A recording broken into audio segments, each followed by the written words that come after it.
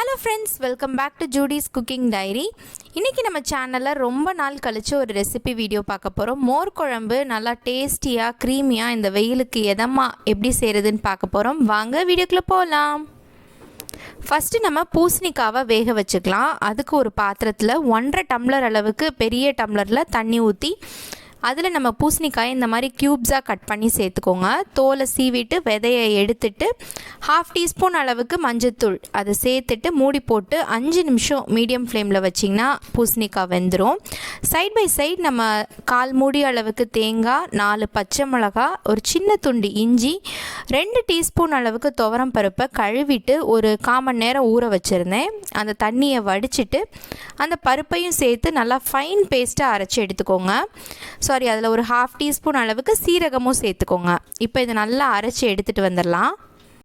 தேங்காய் லைட்டாக கொரப்பாக இருந்தால் கூட மோர் குழம்பு ஒரு மாதிரி திரியாக ஆயிரும். ஸோ நல்லா மையாக ஃபைன் பேஸ்ட்டாக அரைச்சி எடுத்துக்கோங்க. 1 கப் அளவுக்கு நல்லா கெட்டியாக வீட்டில் உரைய வச்ச தயிரில் நல்லா புளிப்பாக இருக்கணும். கொஞ்சமாக தண்ணி சேர்த்துட்டு கட்டி எதுவும் இல்லாத மாதிரி நல்லா விஸ்க் பண்ணி எடுத்துக்கோங்க. இல்லை மிக்ஸி ஜாரில் போட்டு ஒரு வாட்டி சுற்றி எடுத்துட்டிங்கனாலும் கரெக்டாக இருக்கும். இப்போ பூசணிக்காய் நல்லா வேக ஆரம்பிச்சிருச்சு. ஒரு 5 to 7 மினிட்ஸ்க்குள்ளே நல்லா சாஃப்டாக வெந்து வந்துடும். செக் பண்ணிவிட்டு நம்ம அரைச்சி வச்சுருக்கிற அந்த தேங்காய் விழுது சேர்த்துக்கலாம். தேங்காயோட பருப்புலாம் சேர்த்து அரைச்சிருக்கிறதுனால அதோட பச்சை வாசனை போகணும். ஸோ நல்லா கொதிக்க விடலாம். பருப்பு சேர்த்துருக்கிறதுனால ரொம்ப கெட்டியாக ஆரம்பிக்கும். கொஞ்சமாக தண்ணி சேர்த்துட்டு ஒரு 5 நிமிஷம் மீடியம் ஃப்ளேமில் கொதிக்க விட்டிங்கன்னா நமக்கு பச்சை வாசனையெல்லாம் போய் ரெடி ஆகிடும். பூசணிக்காயும் ஏற்கனவே வெந்துட்டதுனால ரொம்ப நேரம் கொதிக்க விட வேணாம். மூடி போட்டு ஒரு 5 மினிட்ஸ் கொதிக்க விடலாம். சைடில் நம்ம தாளிப்பு ரெடி பண்ணிடலாம். 5 நிமிஷம் ஆறதுக்குள்ளே 2 ஸ்பூன் அளவுக்கு நல்லெண்ணெய் சேர்த்துக்கிறேன். கடுகு, உளுந்தம் பருப்பு சேர்த்துக்கோங்க. நல்லெண்ணெய்க்கு பதிலாக தேங்காய் எண்ணெய் சேர்த்திங்கன்னா இன்னும் நல்லா வாசமாக இருக்கும். நல்லா பொரிஞ்சு வந்ததுக்கப்புறம் கொஞ்சமாக வெந்தயம், ஒரு 1/4 டீஸ்பூன் அளவுக்கு மட்டும் வெந்தயம் சேர்த்துக்கோங்க. ஒரு கைப்பிடி அளவு கருவேப்பிலை சேர்த்துட்டு நல்லா பொரிஞ்சு வந்ததுக்கப்புறம் கொஞ்சமாக பெருங்காயம் சேர்த்துக்கோங்க. ஒரு 1/2 டீஸ்பூன் அளவுக்கு பெருங்காயம் சேர்த்துக்கிட்டிங்கன்னா குழம்பு நல்லா வாசனையாக இருக்கும். இது எல்லாம் நல்லா பொரிஞ்சு வந்ததுக்கப்புறம் காஞ்ச மிளகாயை நல்லா கிள்ளி சேர்த்துக்கோங்க. நான் 3 காஞ்ச மிளகாயை கிள்ளி சேர்த்துக்கிறேன்.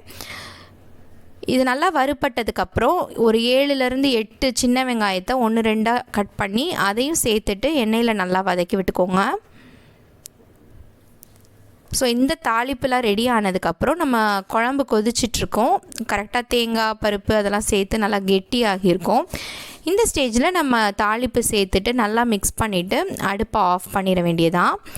உங்களுக்கு குழம்பு கொஞ்சம் கெட்டியாக இருக்கிற மாதிரி இருந்தால் தான் நம்ம மோர் சேர்த்து ஆட் பண்ணுறப்ப குழம்பு கரெக்டான கன்சிஸ்டன்சிக்கு இருக்கும். ஏற்கனவே ரொம்ப தண்ணியாகவே இருந்துச்சுன்னா மோர் சேர்த்ததுக்கப்புறம் குழம்பு ரொம்ப தண்ணி ஆகிடும். குழம்புக்கு தேவையான அளவு உப்பு சேர்த்துக்கோங்க. மோரில் தனியாக உப்பு சேர்த்து ரெடியாக வச்சுருந்தீங்கன்னா இதில் பார்த்துட்டு சேர்த்துக்கோங்க. உப்பு சேர்த்ததுக்கப்புறம் கலந்து விட்டுட்டு அடுப்பை ஆஃப் பண்ணிடுங்க. குழம்பு நல்லா ஒரு 2 நிமிஷம் ஆறுனதுக்கப்புறம் தான் நம்ம மோர் சேர்த்துக்கணும். குழம்பு கொதிச்சிட்ருக்கிறப்பவே மோர் சேர்த்திங்கன்னா குழம்பு ஒரு மாதிரி திரியாக ஆகிடும். அதனால் ஆற விட்டுட்டு ஒரு 2 மினிட்ஸ் அடுப்பை ஆஃப் பண்ணதுக்கப்புறம் மோர் சேர்த்திங்கன்னா சூப்பர் டேஸ்டியான மோர் குழம்பு தயாராகிடுச்சு. உங்களுக்கு எவ்வளோ மோர் வேணுமோ அதுக்கேற்ற மாதிரி சேர்த்துக்கோங்க. நல்லா புளிப்பான மோராக இருந்துச்சுன்னா இன்னுமே குழம்பு டேஸ்டியாக இருக்கும். இந்த வெயிலுக்கு ரொம்பவே இதமான ரொம்ப டேஸ்டியான மோர் குழம்பு சூப்பராக ஈஸியாக ரெடி பண்ணியாச்சு. குழம்பு நல்லா பிரைட் எல்லோ கலரில் தான் இருந்துச்சு. பட் கேமராவில் கொஞ்சம் டல்லாக தெரிகிற மாதிரி இருக்குது. ரியலில் சூப்பராகவே இருந்துச்சு. கண்டிப்பாக ட்ரை பண்ணி பாருங்கள். ட்ரை பண்ணி பார்த்துட்டு எப்படி இருந்துச்சுன்னு எனக்கு கமெண்ட்டில் ஃபீட்பேக் சொல்லுங்கள். இதே மாதிரி இன்னொரு சூப்பர் இன்ட்ரெஸ்டிங்கான ரெசிபி வீடியோவில் உங்களை மீட் பண்ணுறேன். அது வரைக்கும் ஸ்டே டியூன்.